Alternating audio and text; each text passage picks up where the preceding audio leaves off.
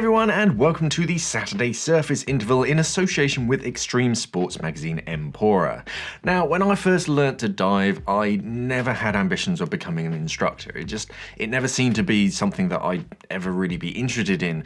But I started working at a dive centre and I ended up teaching and I ended up just loving it. But when you say dive instructor or hey, I'm a dive instructor, to a lot of people, they think of what they see in a lot of Hollywood movies of like a treasure hunting scuba diver in board shorts and just kind of beach bums. Or actually talking about bums, they often think of Claude, the nude scuba diving instructor in Along Came Polly. But for some reason, people don't seem to consider scuba diving instructor as a serious profession, even though it carries a huge responsibility and skill set with it. So whilst a lot of people can be a professional driving instructor or yoga instructor, okay, maybe yoga instructor is a bad example of a professional. That's a joke, I'm kidding. Don't at me. But when I was having physio a few years back and I was just talking with the physio and they asked, oh, when are you going to get a real job? I mean, the nerve of that, are you kidding? But there are myths and a lot of untruths about becoming and living as a dive instructor, so let's count them down.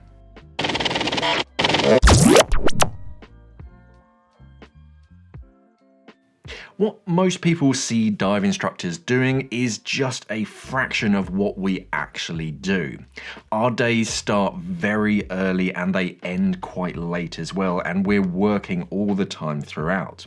We are responsible for a lot, and there are a lot of moving parts that we need to consider during the day whilst we're out in the water. If it looks like your dive instructor is relaxing, then they're probably a good dive instructor that has everything sorted already. Either that or they're an awful dive instructor, or they just have an army of dive masters to do all the things for them. But we are responsible for a lot of things and a lot of divers, making sure that everyone has everything that they need and everything is going to run smoothly. That all sits on our shoulders. After the training is complete and you guys head back home or off to the bar or wherever you're going, we head back to the dive center to sort out gear, to wash it down and maintain it, fill up tanks, do paperwork, and just get everything ready for the next day so we're not scrambling tomorrow morning. Training days are long days for instructors, and we are always working throughout, keeping things professional and answering questions. We also work in bad weather as well. Scuba diving doesn't solely exist in the tropics, so hats off to the cold water and winter instructors out there who dive in more than just a rash vest. And when we're not in the water, again, we're still working, we're still doing stuff. We have to sell dive equipment, we have to service other people's dive equipment and our own, and we spend a lot of time just filling up tanks.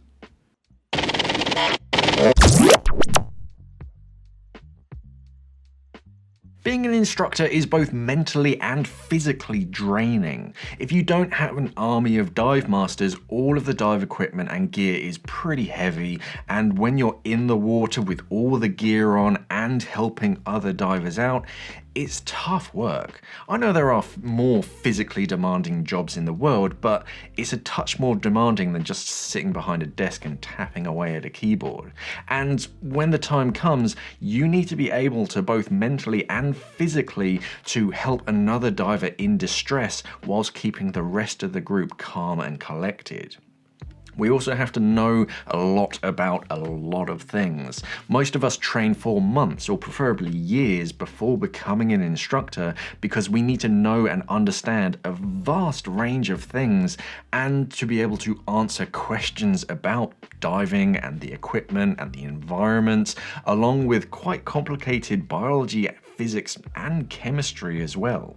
Now, we don't know everything, obviously, but if you can't explain the basics to a student that doesn't understand, then you're not gonna have, or the student isn't gonna have a lot of faith in you, really. So dive instructors typically spend a lot of time studying and training because mainly we love it, but also it makes us better instructors. Mpora is an online magazine that is all about inspiring adventure and just getting outside. Whether your outdoor adventure takes you sliding around on a snowy mountain, pulling yourself up on a rock climbing wall or boulder, riding your bike through wooded trails, surfing barrels down at the beach, and yes, of course, exploring the underwater world while scuba diving, Mpora is a website that has got you covered. Mpora features all sorts of interviews with industry-leading professionals and brands, previews of upcoming events, reviews of the latest gear, the latest news, and just everything that you need to keep yourself clued up on the big outdoor issues. Mpora has got the lot, so check them out after this.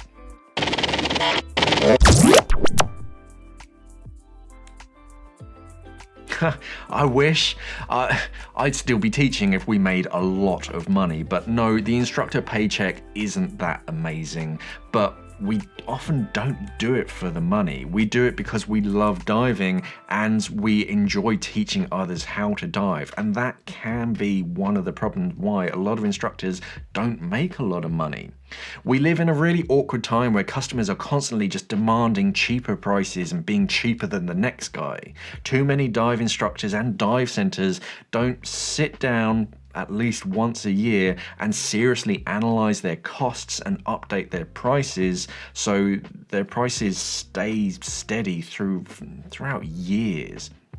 And because there are so many entry-level instructors out there, there's always someone else that's willing to go cheaper that just drags the price, or more importantly, the value of what they're teaching down, and that kind of needs to change. You can make money as a dive instructor, but you need to be serious about it. Higher tier instructors can demand a reasonable pay and rates because there's fewer of them and they've worked out their costs and what their expertise is actually worth.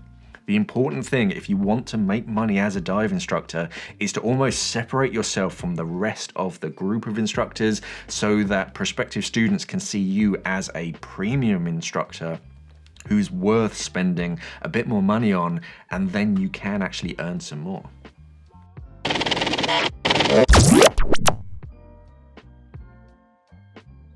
Anybody can sign and pay for the instructor course and pass the test just by jumping through the hoops, but not everybody can be a good dive instructor. You need to be completely comfortable in the water and when things go wrong. Students rely on you, so if you freak out when something goes wrong, then they're going to freak out even more. You need to be strong and confident so that when divers look to you, they see how calm you are and it actually helps to relax them. A whole group of panicking divers is actually quite easy to control if you are a calming factor. Now, I've seen a whole spectrum of diving instructors in my years, including some that really shouldn't be instructors, because you need to be able to see the small warning signs and red flags that you can see well before an accident, because you can only see them if you have the correct experience. Instead of minimum dive requirements to start your instructor course being like 100 logged dives, it should be 100 logged dives with students before you can even start your instructor course. Some instructors, they can't pivot or teach as well as others, and this simply comes from divers are good divers in their own rights, climbing up the training ladder and then just going down the professional route because it seems like a natural route for them to take. But if you can't explain one concept in 6 different ways for a student that doesn't understand something until they do understand it properly, then you're not really going to be a great instructor. You can't just hammer one simple solitary explanation into them until they understand it. It doesn't work that way. Sometimes you have to pivot and explain something in a slightly different way to how people can understand things. So scuba diving instructor, it is a real job, and it's not always an easy job neither, and not everybody can do it as well. But what other myths or misconceptions have you come across as an instructor or as a student thinking about instructors? Let us know down in the comments below and we'll either disprove them or we might confirm them. Thanks for watching, and of course, safe diving.